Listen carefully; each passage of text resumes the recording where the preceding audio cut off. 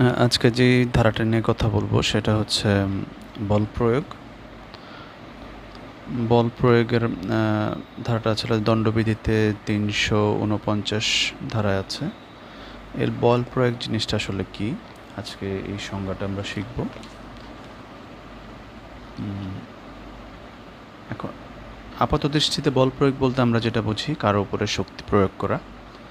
এখানেও ঠিক সেম ৩৪৯ ধারায় মূলত বল প্রয়োগের সংজ্ঞাটাই দেওয়া হয়েছে। এখন একটা বস্তু বা একটা মানুষের উপর যদি বল প্রয়োগ করা হয় সেক্ষেত্রে কী ঘটতে পারে।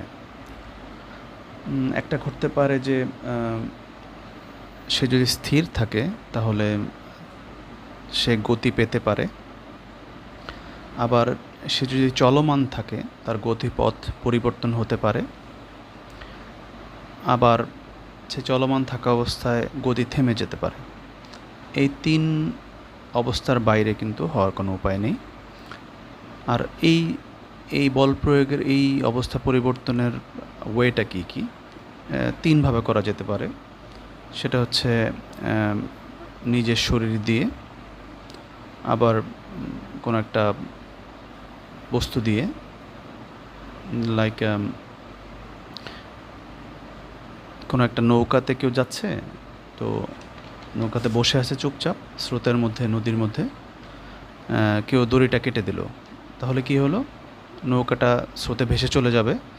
এখানে কিন্তু কোনো কিছুই করা হয়নি, কোনো সরাসরি বল প্রয়োগ হয়নি, কিন্তু দড়ি কাটার কারণে বল প্রয়োগটা দেখা গেছে, মানে গতি পরিবর্তন হয়েছে।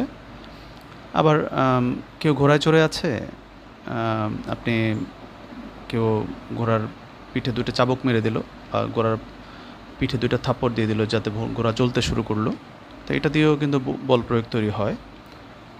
এখন কথা হচ্ছে বল প্রয়োগ মানে কি সেটা অপরাধ? অবশ্যই না, এটা বল প্রয়োগ কোনো অপরাধ না। এটা আমরা বন্ধুদের মাঝখানে অনেক সময় একজন একজনকে ধাক্কা দিই, দুষ্টুমি করি, এটাও এক ধরনের বল প্রয়োগ। এখন কথা হচ্ছে যে বল প্রয়োগ কখন অপরাধ। আমরা সবসময় জানি যে যখন কোনো কিছুতে মেন্স রিয়া না থাকে, মানে আপনার যদি ইন্টেনশন, কোনো অপরাধের ইন্টেনশন না থাকে, তাহলে সেটা আসলে কোনো অপরাধ হয় না। এটা আমরা দণ্ডবিধির পূর্ববর্তী ধারা থেকেও কিন্তু এটা জানি, 40 ধারা থেকে, যে মেন্স রিয়া না থাকলে কোনো অপরাধ, আসলে কোনো কাজ কোনো অপরাধ হবে না। তো আজকে এই পর্যন্তই, ধন্যবাদ।